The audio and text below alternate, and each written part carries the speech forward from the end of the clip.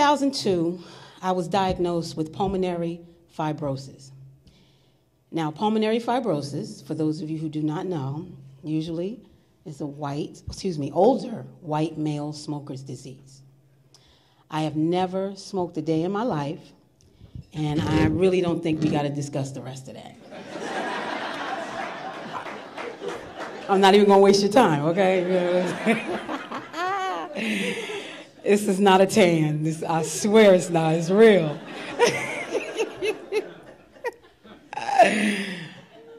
And of course, it had to be labeled idiopathic because as smart as my doctor is, he couldn't understand how I got it. So this, like I said, it was in 2002, and went on with life, trying to be happy in the midst of. Laughter is good medicine, everybody, just in case you didn't know. It really is. I'm a comedian, and I was able to laugh through a lot of different situations that came with this disease. One of them being fainting. Like, how in the world can you laugh at fainting? Well, one day I fainted in my bedroom, and I lived by myself. So when I came to, I was looking under my bed. I was like, God, my mother would be proud of me. When I was growing up, it wasn't like this under my bed. But wow, that's a lot of space. And then I just start laughing like, I'm so crazy. But it's little things that helped me get through that period because it was very, very hard to go from being healthy, going to the gym, running, doing this, doing that, to being hooked up to an oxygen tank for 24 hours a day. It was a little trying. And believe me, even though I laughed, there were times I was telling God off. Like, you gotta be joking. But you know what? Good things come to those who wait. July 2006, I received a call at about 10:30 at night. And I looked at the phone. Thank God for caller ID, not just for bill collectors. I looked at the phone and I said, why is the hospital calling me? And my mind was like, duh. I was like, oh, let me answer that. And I answered it, and they called, and they said, we have some lungs for you. So I said, okay, I guess I'll come in. So, I don't have anything else to do. It's 10:30. So I went in, got me all prepped and ready, and the lungs were no good. Yeah, that's how I felt. And the doctor came in and said, Ms. Peoples, we really, really don't want to use these lungs. And I said, okay, unhook me. Take all this stuff down. I'm ready to go home. He called me just as I was pulling up in the driveway. He said, are you sure you're okay? And I said, you know what? I don't think I've waited 4 hard years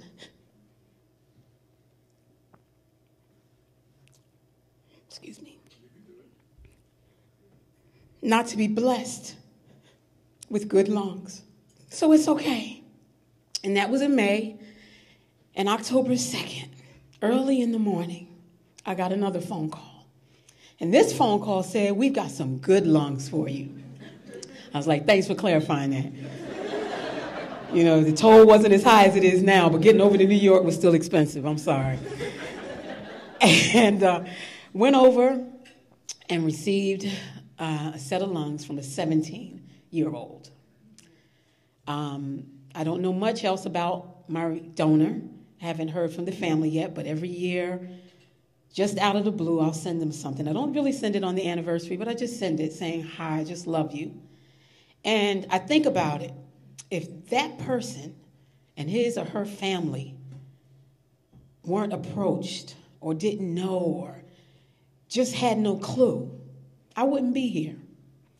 So believe me, what you do and the things that you all stand for and this 5K, it goes farther than just New Providence. It goes farther than the hospitals that we speak, at and different things that the Sharing Network does. It goes farther than that. People actually see your work without you saying a word. My donor, like I said, I have not met the donor yet, or the family, but one thing is for sure, I tried to dance after my organ transplant, and my rhythm was a little shaky. So I just check biracial when I have to check a box because I'm convinced something happened and it's all good because I get it together after a few songs. I'm good, but it's pretty bad that first song. But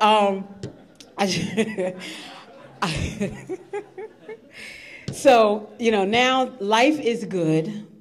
I did finish the 5K last year under an hour. And it was a great experience. It really was.